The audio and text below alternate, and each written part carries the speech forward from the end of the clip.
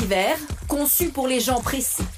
Les soupes toutes prêtes sont proposées dans les rayons de nos supermarchés sous toutes leurs formes. En briques, déshydratées, fraîches ou encore surgelées, elles sont vendues entre 1 et 5 € le litre. Mais ces potages se valent-ils tous? Et comment sont-ils fabriqués? Nous avons voulu poser la question aux industriels, mais aucun grand fabricant n'a souhaité accueillir nos caméras. En Ardèche, Emmanuel et Christelle Perrier, un couple de producteurs, ont accepté de nous dévoiler leurs secrets de fabrication. Et tout commence par la récolte des légumes sur leurs 2 hectares de parcelles bio. La parcelle la plus loin est à moins d'1 kilomètre des bâtiments où on transforme. Donc ça fait une soupe plus fraîche que jamais. Ça fait une soupe avec un légume qui a juste le temps de voir la lumière avant de passer dans la bouteille. Dans leur laboratoire, le couple produit 150 000 litres de soupe par an. Ce jour-là, on va commencer par mettre les pommes de terre. Préparation d'un potage traditionnel. Les potirons.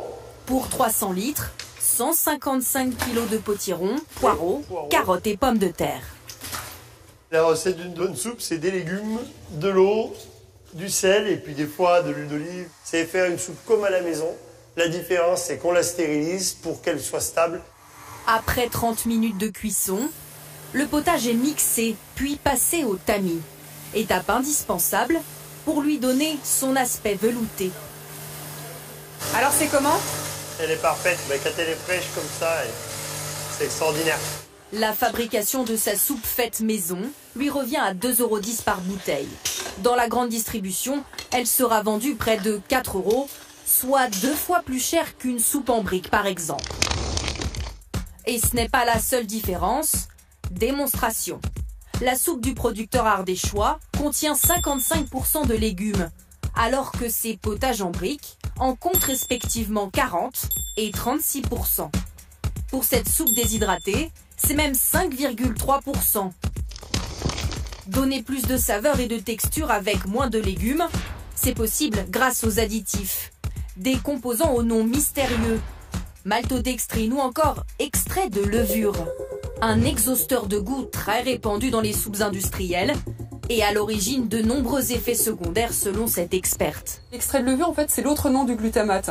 C'est vrai que le E621, le glutamate, ce sont des termes qui sont quand même connus de plus en plus par les consommateurs. Comme controversé. Voilà, comme controversé. Ça brouille un peu les pistes, on s'en méfie moins. On parle donc d'intolérance au glutamate qui peut se manifester par des maux de tête, par des fourmillements, par des tensions au niveau des muscles du crâne.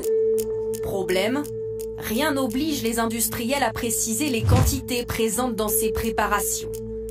C'est ce que dénonce un récent rapport parlementaire qui propose de rendre obligatoire l'étiquetage de la proportion des additifs.